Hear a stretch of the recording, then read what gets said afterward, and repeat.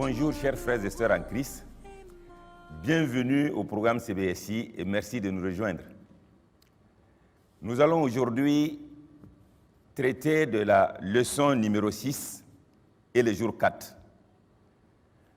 Et pour cela, nous allons nous intéresser à la portion d'écriture qui se situe dans Apocalypse 5 et nous allons méditer les versets 5 jusqu'au verset 14. Et le titre de cette méditation sera « Un crescendo de louanges ». Lisons. « Je regardai et j'entendis la voix de beaucoup d'anges autour du trône et des êtres vivants et des vieillards. Et leur nom était des myriades et des milliers de milliers.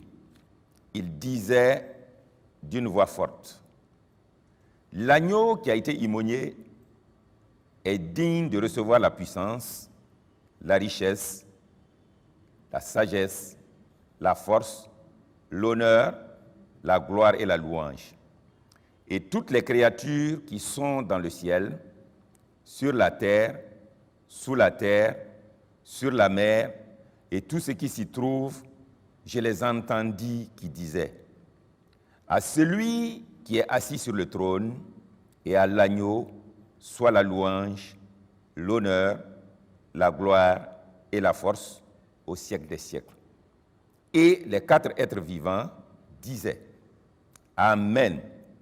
Et les vieillards se prosternèrent et adorèrent. Que Dieu bénisse sa parole. Première question.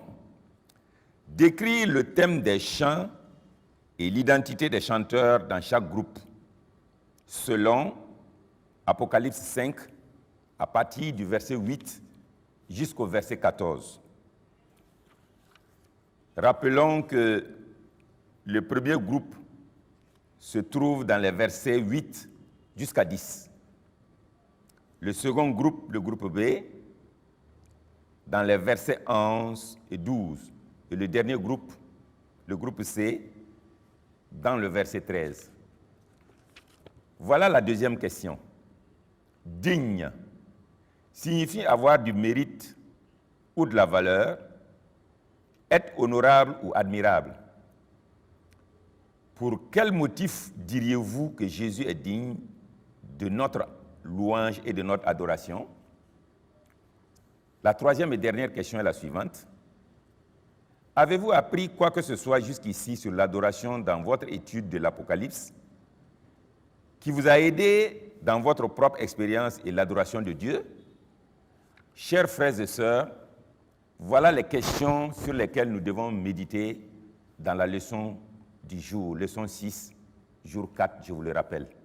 Que Dieu vous bénisse, bonne méditation et à très bientôt.